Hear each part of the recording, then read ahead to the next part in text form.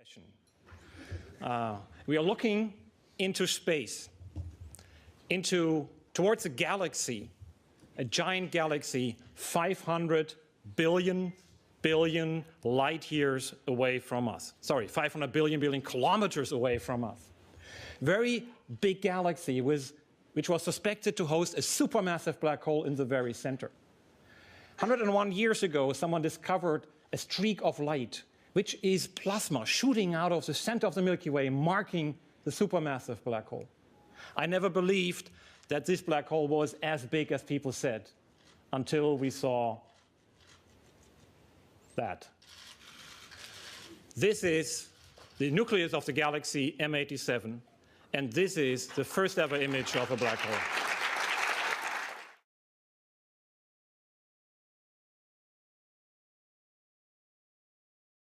You have probably seen many images of black holes before, but they were all simulations or animations. And this is so precious to all of us because this one is finally real. What you're looking at actually looks like a ring of fire. And it's actually created by the force of gravity, by the deformation of space-time, where light actually goes around a black hole almost in a circle. And that creates that circle that we see here. You may wonder how this image was made in the first place. Event Horizon Telescope data is like incomplete puzzle set.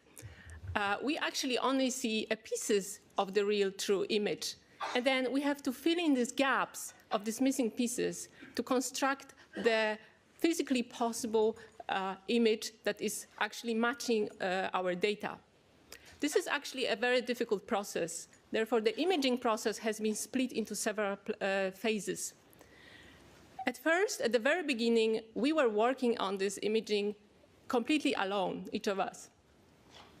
This was a remarkable, almost life-changing experience to see an image of a black hole shadow popping out on the screens of our ordinary laptops.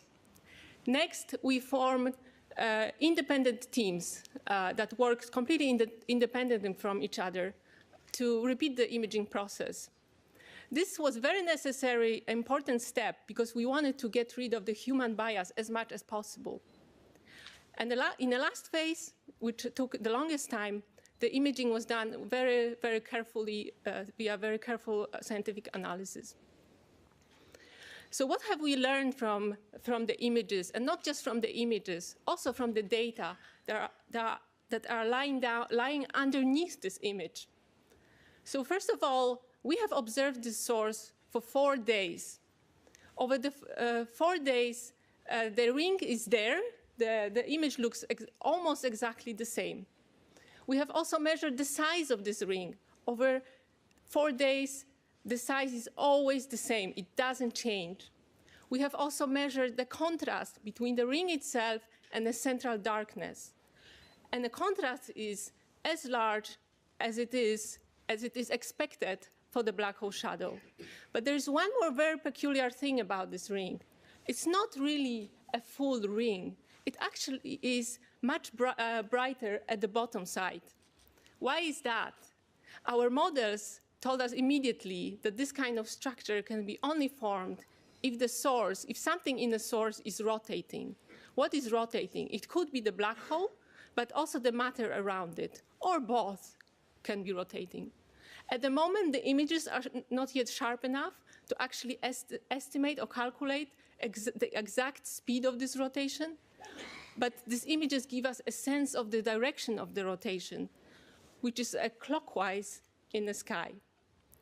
So to summarize, our images, our data tell us that we are looking at the shadow of the black hole, which has been predicted by all the models of the black holes that we have developed over the last few decades.